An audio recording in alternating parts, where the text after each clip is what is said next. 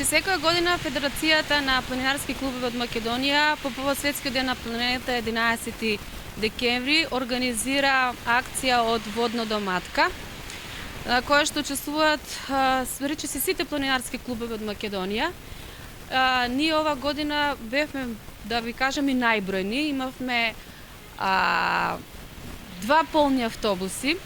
Тоа беа планинари, но и граѓани рекреативци кои што еве ги направија првите планинарски чекори на овој значаен датум за сите нас.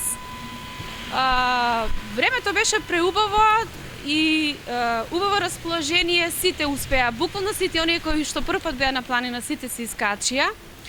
А после тоа имаше нормално свечено со долу во матка, со планинарско гравче, со греано вино, со чајче, со музика и така го обележавме овој светски ден. Се надевам дека сите тие што тргнаа тогаш со нас, дека ќе продолжат и понатаму да уживаат во нашите планински убавици. Кои се следните активности? Ние секоја година недела сме на планина. Имаме некоја програма, меѓутоа, значи, согласно современските услови, нашите можности, се придржуваме до неа. Оно што сигурно ќе го реализираме е предновогодишна акција на нашата матична планина, планината Козјак на врвот Китка, кој што сигурно ќе биде јавен настан, ќе бидат повикани и граѓаните за да на еден поинаков начин ја обележиме, го обележиме крајот на оваа година. За други активности планираме некаде во пролет да имаме повторно пошумување, затоа што имавме за 11 октомври, кога е нашата традиционална акција, посветена ни акцијата на нашиот празник, Куманово како град првоборец. Секогаш акцијата ни е на нашата планина Козјак.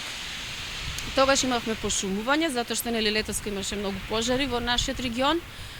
Исто така за 11 ноември имавме уште една акција за пошумување, затоа што тој ден, како патронат на нашиот град, ние планинарите го посветуваме на дрвото.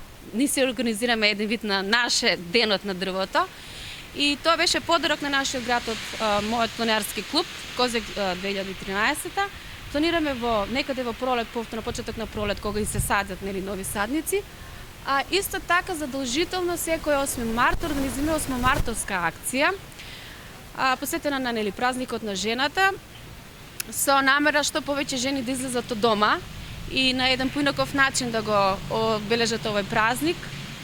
Да ви кажам, после тоа акција, речиси сите тие љубителки на природата кои што вообичаено немале некаква прилика да излезат на некаков таков поинаков начин да го обележат празникот, не остануваат да ни бидат членки, но не е забрането и за машкиот пол, сите доаѓаат.